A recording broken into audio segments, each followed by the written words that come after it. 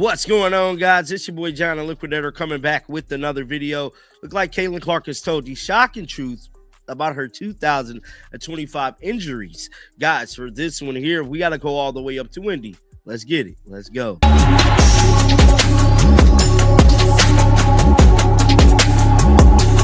Now, when it comes to Caitlin Clark injuries, bro, we know that was a topic of discussion here on my channel and around the sports world. It was looking like, from the outside looking in, that the Indiana Fever was doing a poor job in making sure Caitlin Clark returned to the basketball court. We seen Scott Atkins get into some hot water over an alleged ankle. Caitlin Clark finally said what many fans didn't realize. She admitted that the past year took a serious physical toll on her. It wasn't one injury, but a chain of ongoing problems where each issue led to another. Her season slowly fell apart in ways that weren't visible to the public. This wasn't a minor setback or a short recovery. It was a long, exhausting fight behind the scenes. Her honesty revealed how much strain she was under and how hard she pushed her body. That revelation changes how we look at her season and raises real questions about how ready she will be for 2025. For the first time, fans saw her not as untouchable, but as human, an elite athlete dealing with real pain while chasing greatness. The Indiana Fever was doing a poor job in making sure Caitlin Clark returned to the basketball court. We seen Scott Atkins get into some hot water over an alleged ankle injury. Gotta say alleged because ultimately that is the injury that kept her out from returning into the playoffs. Now, we knew Caitlin Clark had that growing injury she was dealing with in July, but she was expected to be back towards the end of August.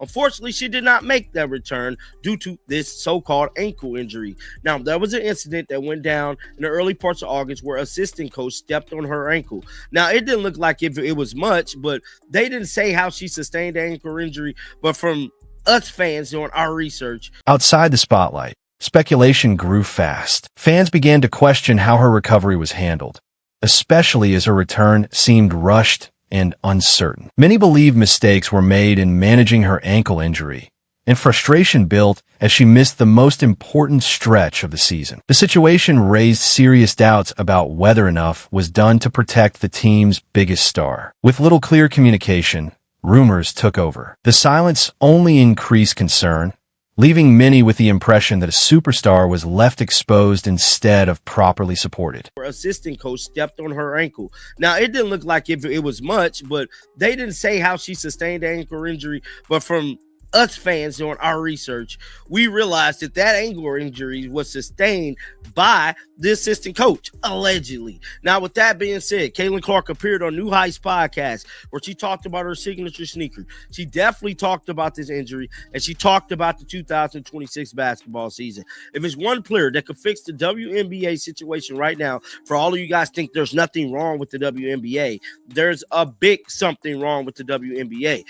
Now, do I believe Caitlin Clark is going to have the same star power she once had? The most shocking detail wasn't just that the injury came back, but how it reportedly started. In early August, an assistant coach was said to have stepped on her ankle during practice. At the time, the incident was brushed aside as minor, but it later became the main reason she couldn't return, ruling her out of the playoffs and ending hopes of a late August comeback. Fans are the ones who uncovered this detail, and it raised serious concerns.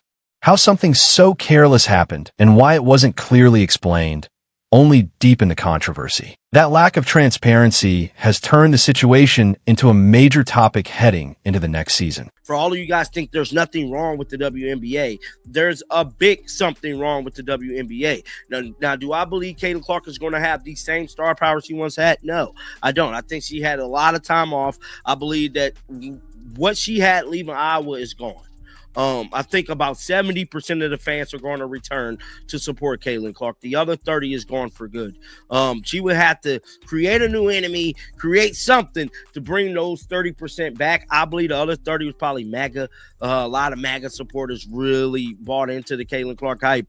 But with that being said, man, let's head on over to X and pull up these. Caitlin openly explained how hard her recovery truly was. She wasn't rehabbing just one injury, but several issues in her lower body. Groin and quad problems kept her from running for a long time, something no basketball player can afford to lose. She described the process as having to learn how to run again, which shows how deep the struggle went, both physically and mentally. This wasn't just about returning to games. It was about rebuilding her body from the basics up. The work it took to get back toward peak shape highlights just how tough and resilient she is. A lot of MAGA supporters really bought into the Caitlin Clark hype.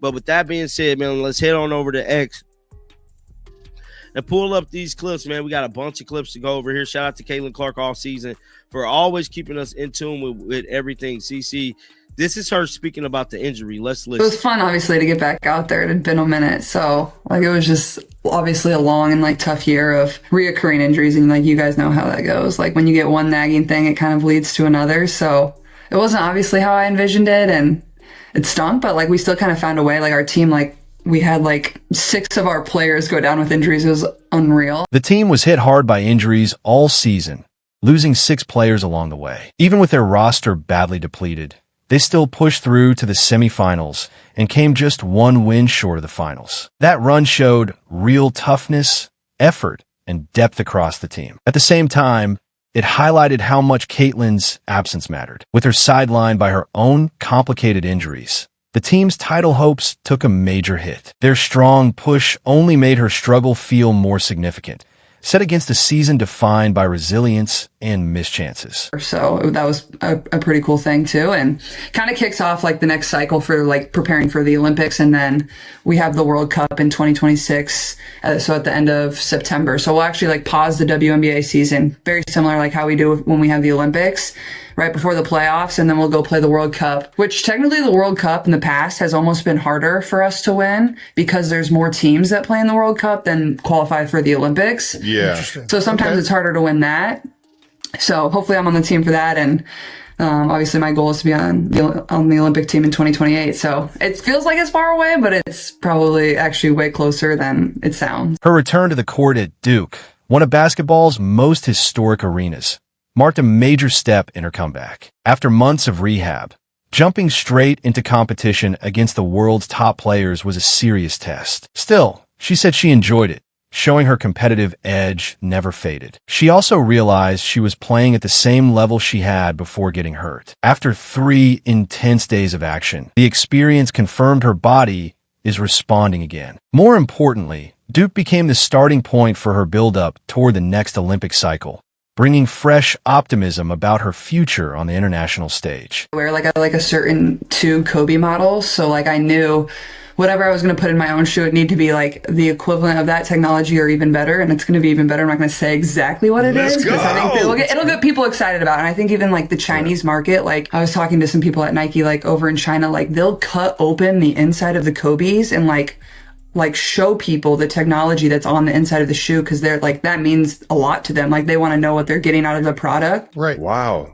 So I thought that was really fascinating. Cut that open? That's crazy. Yeah, I know. So it better be made well, but it will be. I was about to say. I've seen some videos where they'll cut them in half, and you can look at a complete cross section of the whole thing. Looking ahead, Caitlin shared her goal of competing in the 2028 Olympics. While that may seem far away, it's closer than many think. The ambition shows that her recent injuries haven't shaken her long-term plans or her desire to compete on the world's biggest stage. Her focus on earning a spot on the Olympic team reflects strong determination and belief in her future. After everything she's been through physically, this forward-looking mindset tells a clear story. She's not done, and she's committed to chasing greatness for years to come. Process in the creation of the shoe is it being comfortable and exactly kind of what I need. And the technology that we're going to put into it isn't anything that they've ever put into a basketball shoe before. So I'm really excited about that. So basically, judging off what Caitlin Clark is saying, Caitlin Clark wants a revolutionary shoe.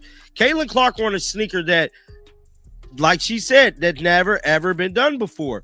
That is very interesting. Now here's another clip. Making the sneakers how long in advance has it been, or when does it all start? Do they come to you with a shoe, a bunch of shoes? Do you kind of get to tweak them here and there? How is that process? Yeah, I think it's honestly been Before 2028, the 2026 World Cup is the next major goal. Caitlin pointed out that this tournament can actually be harder to win than the Olympics because more teams compete. That insight highlights how challenging international basketball really is. Like the Olympics, the WNBA season will pause for the World Cup, showing how important the event is. Her hope to make that roster reinforces her commitment to representing her country, even while managing past injuries and a demanding schedule. Off the court, Caitlin also shared details about her signature sneaker and the high standards behind it. She admitted she's very selective about footwear and said a specific Kobe model set the bar for her own shoe. She made it clear she wouldn't accept anything less than that level of performance,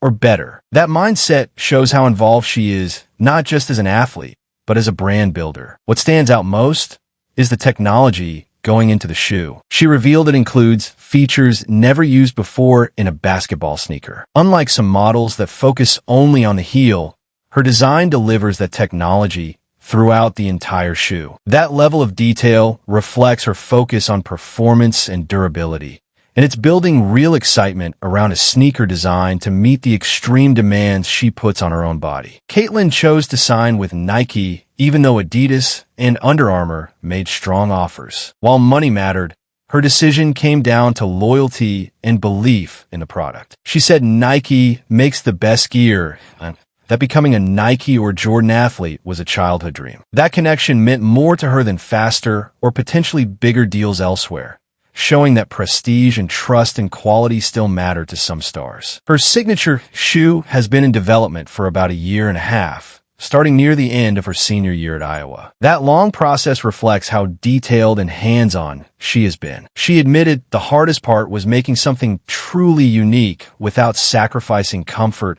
or performance. For her, the shoe has to work at the highest level, not just look different. Although she plays in several Kobe models, she was clear that she doesn't want her shoe to simply be another version of one. She wants it to feel personal and distinct. That goal shows her desire to build her own identity in the sneaker world, honoring great designs while creating something that represents her game, her style, and her legacy. The interview also covered her $28 million contract, which some fans thought could have been even bigger. But Caitlin's choices show she values personal preference and product quality over squeezing out every dollar. She wants to wear shoes she genuinely loves, a priority shared by legends like LeBron, which shows that for some athletes, alignment with a brand and great gear matters more than money. This perspective challenges the idea that athlete deals are purely financial transactions. She also expressed excitement about designing collectible sneakers, including special colorways and collaborations with other brands. While technology, comfort, and fit are essential, she said the most fun part is creating designs fans will chase. A Chiefs colorway she teased immediately sparked fan excitement, reflecting her awareness of culture and connection with her audience. Beyond her personal story, the host raised concerns about the WNBA itself, suggesting the league faces deeper systemic issues that go beyond individual players. This candid assessment highlights challenges that remain even with superstar talent on the court. The narrator questioned whether Caitlin could really address the WNBA's deeper issues, noting that some fans may have drifted during her time away. Her return isn't just a personal comeback. It's also a test for the league's ability to keep its audience and tackle core challenges. A bold prediction was made about her fan base. Roughly 70% are expected to return, while 30% may be lost for good. This suggests some early supporters from Iowa, caught up in the original hype, might never reconnect. To win them back, the narrator argued, she would need a fresh spark, something new to reignite fan passion. Her past injuries and absence have clearly reshaped part of her following, creating a need for a renewed narrative to maintain momentum. The team's widespread injuries, with 6 players sidelined, further illustrate the league's physical demands. Caitlin's struggles are part of a larger picture of athlete health in the WNBA, raising questions about training, schedules, and support systems. The high number of injuries highlights the urgent need for solutions to protect players and ensure long-term performance at the top level. Caitlin Clark's resilience through injury, her focus on international competition, and her groundbreaking sneaker work show an athlete determined to overcome any obstacle. Her candid discussion of recurring injuries and the grueling process of relearning to run finally clarifies the 2025 setbacks, revealing how deep and persistent the challenges were. This isn't just a recovery story.